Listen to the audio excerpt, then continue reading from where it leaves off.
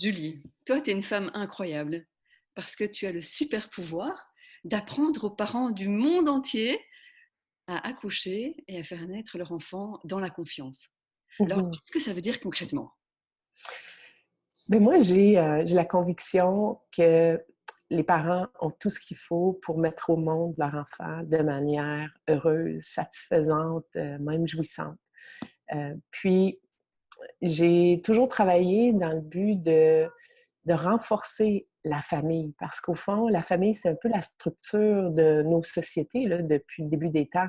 La famille, que ce soit les deux partenaires, les enfants, les grands-parents, la famille élargie, la communauté, la tribu, c'est un peu ce qui est au centre de ce qui aide euh, à, à nos enfants à se développer.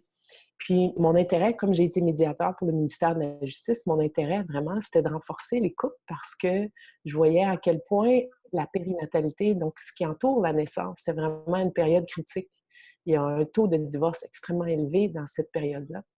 Mhm. Et moi, je négociais ces divorces-là. Donc, je savais à quel point les parents avaient besoin de soutien pour développer leur confiance dans leur capacité de faire naître leurs enfants et de donner les meilleurs outils aux enfants pour qu'ils se développent et qu'ils deviennent à leur tour des êtres épanouis et réalisés. Mhm. Alors, tu te parles de ton passé de médiatrice et Mhm. quel était finalement ton parcours pour arriver aujourd'hui à avoir développé cette méthode de préparation à la naissance et l'avoir internationalisée? Tu peux Mhm. nous décrire brièvement ton parcours? Ben, en fait, tout a commencé en 1988. J'ai eu comme une vision, si on veut. J'étais en méditation. Je venais de finir ma formation comme prof de yoga. J'ai vécu dans un ashram pour quelques mois. Et là, je croyais être enceinte, puis j'ai vu comme un modèle apparaître dans ma contemplation, un modèle de préparation. C'est-à-dire, si moi j'étais enceinte, qu'est-ce que je voudrais savoir, comment je ferais? Et puis là, j'ai tout vu et j'ai essentiellement vu les principes de mon modèle. La préparation physique, psychologique, émotionnelle, le partenaire.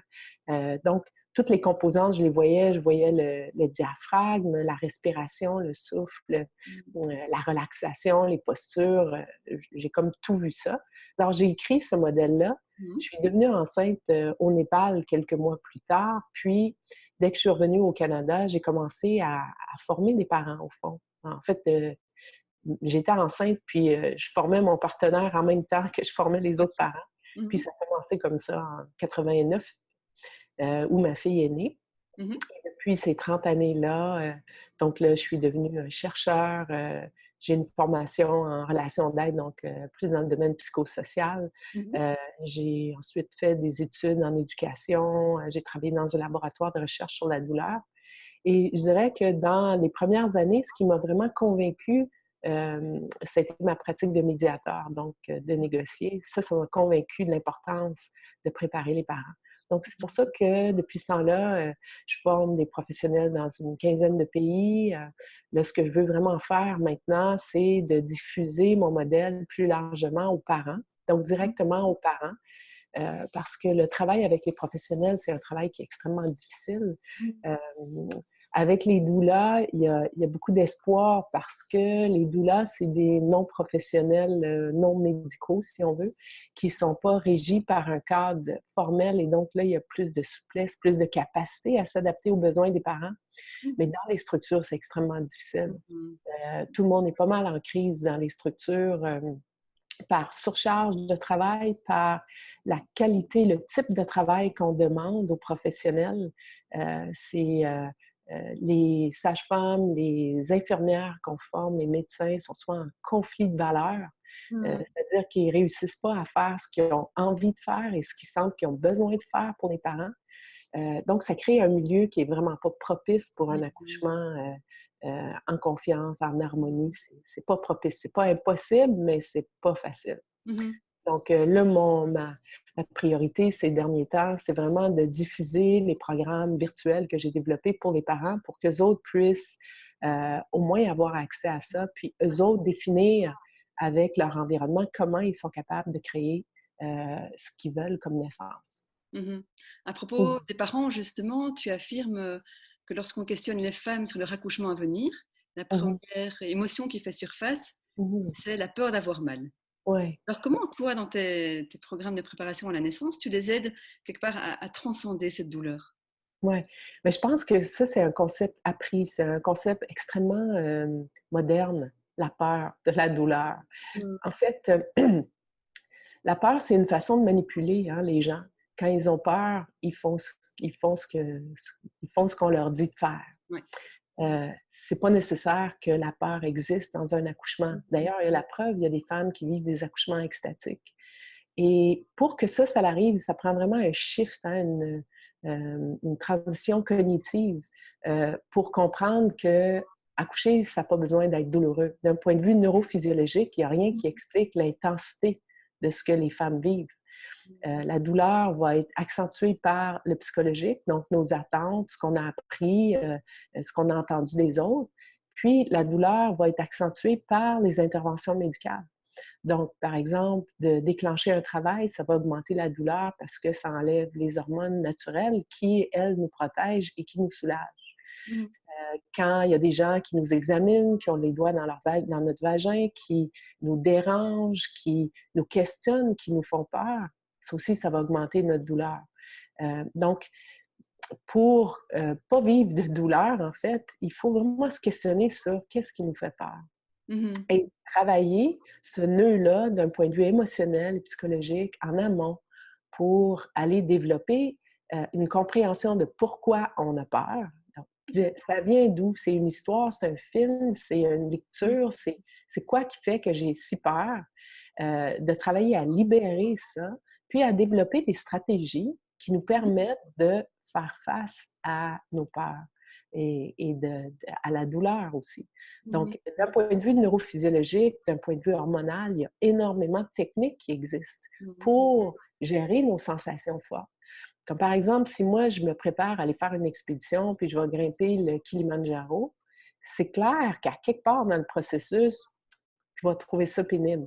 Mais j'ai des techniques. Donc, je vais compter mes respirations, je vais compter mes pas peut-être, je vais masser, je vais créer une deuxième douleur, je vais dévier mon attention, je vais développer une série de techniques, je vais les mettre en pratique qui vont m'aider à transcender la sensation, puis à focaliser sur peut-être mon objectif ou sur Mmh. comment je vais me sentir quand je vais arriver au sommet, par exemple. Mmh. Mmh. Donc, il existe énormément d'outils pour nous aider à transcender nos sensations. Puis, toute ma vie, j'ai enseigné ces outils-là, des outils qui appartiennent à la fois à la femme et à la personne ou les personnes qui vont l'accompagner. Heu, Mmh. donc quand tout le monde est dans cet esprit-là de «ça va le faire, on a ce qu'il faut», Mmh. on embarque, ce que mon amie Karine, la sage-femme, dit, on embarque le quantum, hein, on embarque, les forces de l'univers, Mmh. Mmh. avec nous qui font qu'on a la capacité de faire un peu de la magie, de Mmh. créer un Mmh. environnement qui est comme dire: «Oh mon Dieu, je ne m'attendais pas à ça», tu sais? C'est vraiment super. C'est comme si l'univers a complété puis, est venu à notre aide, là. Mmh. Mmh. Justement, à propos de Karine la sage-femme, et toi, tu n'as pas peur tout le temps de te lancer dans des nouveaux projets.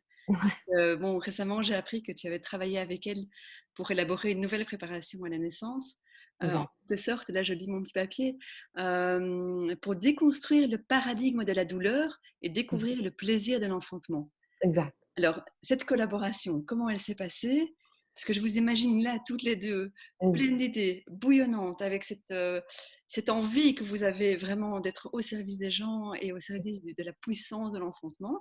Heu, Exact. Comment on fait pour travailler à 2 quand on a 2 personnalités comme ça, Ah bouillonnantes? ben, Karine et moi, c'est de l'amour là, à l'état pur. On a un plaisir fou à travailler ensemble. On a complicité parce que, on est très, très complémentaires. Mmh mh. Dans nos préparations aussi, on est extrêmement complémentaires. Karine va apporter toute la vision, d'un professionnel qui sait laisser la place à la magie pour que ça se fasse. Donc, Mmh. elle nous explique d'un point de vue plus, comment une sage-femme peut, hem nous autoriser comme c'est comme si elle donne l'autorité aux femmes pour qu'elles puissent vivre et se Mmh. laisser vivre. dans Mmh. leur événement d'accouchement. OK. Donc, c'est comme si elle donne de la liberté. Puis, moi, de mon côté, j'ai plus l'approche, disons, scientifique, Mmh. plus dans le comment on matérialise ça dans le physique. Mmh mh. Heu et on est toutes les 2 à la fois dans le physique et dans le spirituel, mais on se rejoint, avec cette complémentarité-là. Mmh. Donc le programme qu'on a créé, c'est un programme qui est magique. Ça s'est fait, c'est un tournage qu'on a fait en quelques jours. Heu, Puis quand on dit on utilise le quantum, c'est-à-dire que, c'est comme si on se met sur un autre état de vibration, puis, heu, ça se passe. C'est hyper intense, Mmh. mais ça se passe, le message sort et dans la préparation de transcender la douleur, on va beaucoup, beaucoup plus loin que ce qu'elle et moi, on fait dans notre préparation. Mmh. Donc, on Mmh. va parler de toute la préparation au niveau sexuel, comment se préparer par la sexualité. C'est vraiment tripant, c'est du nouveau paradigme, hein, c'est une nouvelle construction. Mmh. On parle aussi du positionnement fœtal, puis comment on peut, par des pratiques pendant la grossesse et au moment de l'accouchement, favoriser le positionnement fœtal. Mmh. Donc, on aborde ça aussi, puis on aborde aussi toute la partie des peurs, d'où ça vient, puis c'est quoi qui est quoi, là. Donc Mmh. c'est vraiment le fun. C'est une belle préparation.